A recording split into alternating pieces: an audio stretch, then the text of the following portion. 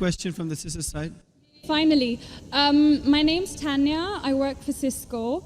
I'm not here to disagree with anything, but I've always had a lot of people, especially Muslims, well, not a lot of people, just Muslims, always telling me, because you're a Catholic, you're going to go to Jahannam, but we're Muslims, you need to convert and you will go to heaven. According to me, I'm a good Catholic. I try to be a good Catholic. I don't intentionally commit sin. But does that mean because I'm a Catholic, I'm going to go to hell, and if I'm a Muslim, I'm going to go to heaven?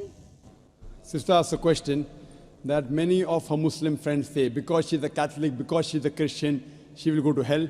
That is it true that because she's a Christian, you will go to hell? Sister, according to me, if you're a true Christian, if you truly follow the teachings of Jesus Christ, peace be upon him, inshallah you shall go to Jannah. Okay. But if you truly follow the teachings of Jesus Christ, peace be upon him, Jesus Christ, peace be upon him, said, seek ye the truth and the truth shall free you. Correct? Now, what you are following, I don't know. Are you following your church or are you following Jesus Christ, peace be upon him? If you are following your church, the chances of going to Jannah is very high. If you are following Jesus Christ, peace be upon him, inshallah, you shall go to Jannah. Now, if you read the Bible, there are sayings of Jesus Christ, peace be upon him. I don't know how much you are well versed with the Bible. Now, all the sayings of Jesus Christ, peace be upon him, are in red letter. Are in red letter. Yeah. Sister, do you believe Jesus to be God? Well, I'm a bit confused about that, so I'm not going to get into that. No, I'm asking yes or no. Well, confused God. No, it's not confusion, but I don't want to answer something I don't know. And it's not funny. I'm not saying you know or not. Sister, I'm not saying you know or not. What do you believe, I'm asking? No, I do believe he's God. Yes, yes, I that's do. it. I'm not saying what you know. You may not be able to prove it. Yeah, fine. I do. Sister, I'd like to tell you one thing. Islam is the only non-Christian faith which makes it an article of faith to believe in Jesus Christ, peace be upon him. No Muslim is a Muslim if he does not believe in Jesus Christ, peace be upon him. We believe that he was one of the mightiest messengers of God. We believe that he was born miraculously without any intervention. We believe that he was the Messiah, translated Christ. Yes. We believe that he gave life to the dead with God's permission. We believe that he healed those born blind lepers with God's permission. The Christians and the Muslims, they are going together. But one may ask, where is the parting of ways? The parting of ways is, sister, that most of the Christians, almost all, they believe that Jesus Christ, peace be upon him, is Almighty God. They believed he claimed divinity. In fact, if you read the Bible, there is not a single unequivocal statement.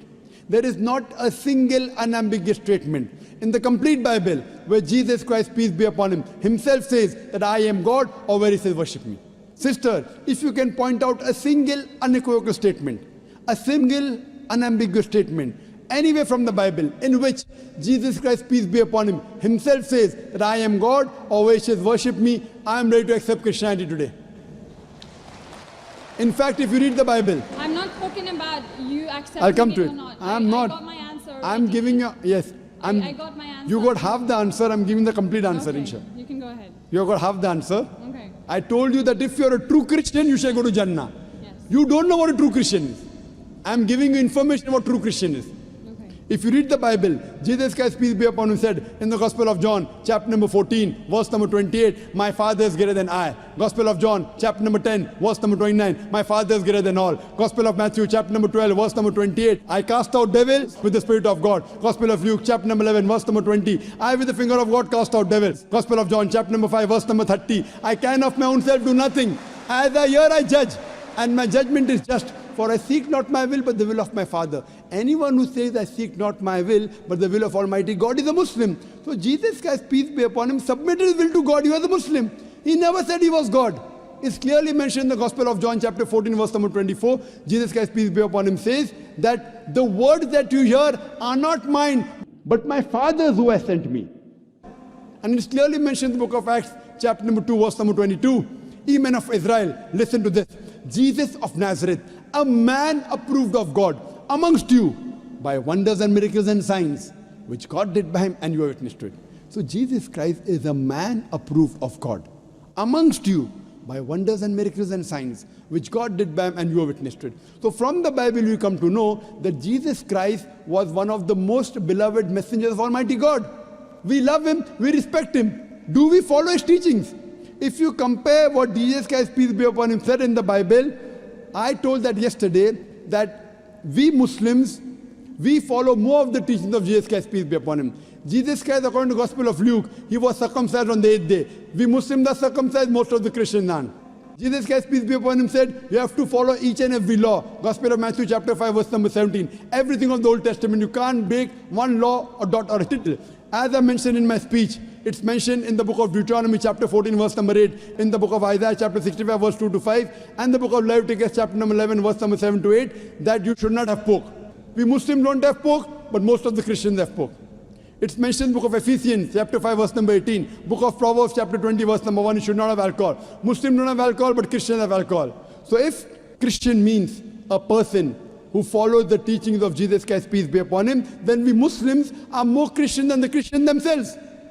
So if you become a true Christian and truly follow the teachings of Jesus Christ, peace be upon him, said in the Gospel of John, chapter number 16, verse number 7, it is expedient for you that I go away. For if I go not away, the Comforter shall not come. For if I go, shall I send him.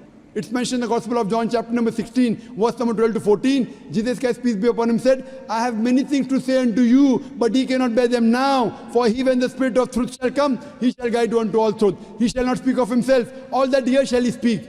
He shall glorify me. Verbatim quotation from the Bible, King James Version. So Jesus Christ is prophesying about the coming of the last and final messenger, Prophet Muhammad, peace be upon him. If you're a true Christian, if you truly believe in Jesus Christ, peace be upon him, you have to believe in the last and final messenger, Prophet Muhammad sallallahu alaihi wasallam. So if you're a true Christian, you'll believe in Prophet Muhammad, and inshallah you shall go to Jannah. Hope that answers the question, sister. Thank you.